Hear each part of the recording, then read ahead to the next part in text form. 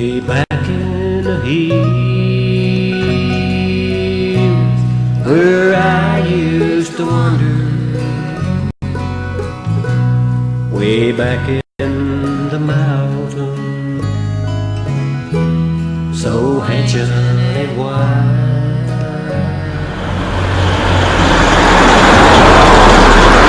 Hello, I'm Heather Parks, and welcome to the Bell County Historical Society. As you can see, warmer weather is beginning to start, and with warmer weather brings tourism. We would like to invite any of you that are in the Cumberland Gap area to stop by and visit the Bell County Historical Museum located at 207 North 20th Street, Middlesboro, Kentucky.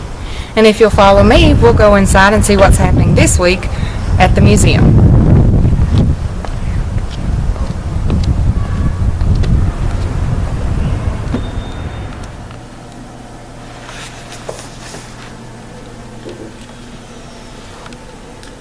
Hello and welcome to This Week at the Museum.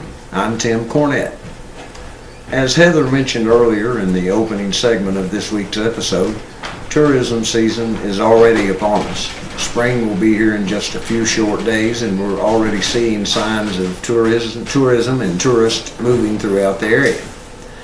One of our local attractions that I'd like to talk to you about today is the Chain Rock, located in Pine Mountain State Resort Park just outside of Pineville.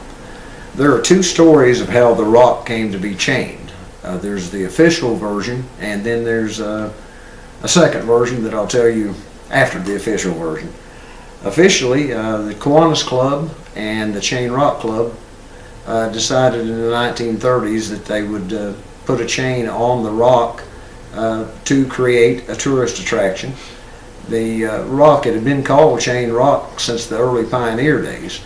The reason being, when the pioneers were first coming through this area, they were afraid this huge rock looming above the city of Pineville would fall down on the trail where they were passing through. So the scouts and guides told them that it had been chained by the Native Americans in this area. Well, the pioneers got to looking and wondered, hey, where's the chain? We can't see a chain from down here.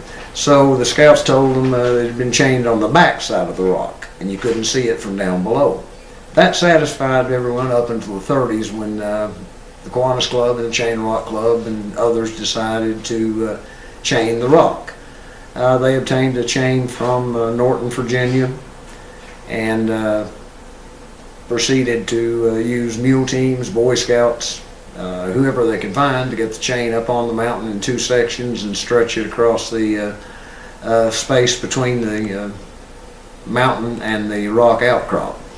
Now, W. Hanley Gaddy was the manager of the Gaines Theater at the time, and he was involved in this project, very instrumental in seeing that it was done. And Gaddy was quite a bit of a showman himself, and he left a written account of how it came about, which is pretty florid in its wording. Of course, that was the style at the time. I'm going to read you his description. Brave men mounted to the top of the questionable rock and drilled with hammer and steel a 2-inch hole 4 feet deep and inserted an iron rod in the full length thereof, the rod having a sizable eye fixed on the exposed end where the chain was coupled, and then with a set of triple block and tackle ropes fastened on the other end of the long big chain, and together with 50 husky men and the spiked team of mules harnessed with coal mine gears, they proceeded to tighten the chain just as tight as it was possible to do. And even then, there remains a sort of a swag in the middle of the chain. And strange as it may seem, the 2 iron pins or rods were tamped into place with the use of sulfur for this purpose, it being the better material for use rather than babbitt metal or solder. It had been a difficult thing to accomplish, and it took all hands and the cook to do the job. Now that's the official story. Hedley Card, who was an accountant in Pineville, was also involved in the Kiwanis Club and the Chain Rock Club. And when I was a teenager, he told me his version of how the rock came to be chained. He said it was a depression. We were all sitting around the courthouse square out of work. One guy looked up on the mountain and said, hey, you know, we'll put a chain on Chain Rock. So we did. And that's Card's story about how it happened. Thank you for visiting this week at the museum, and we look forward to seeing you with next week's episode.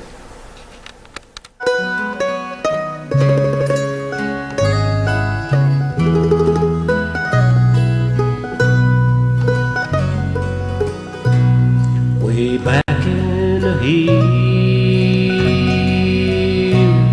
where I used to wander, way back in the mountain, so ancient and wide. I once had a life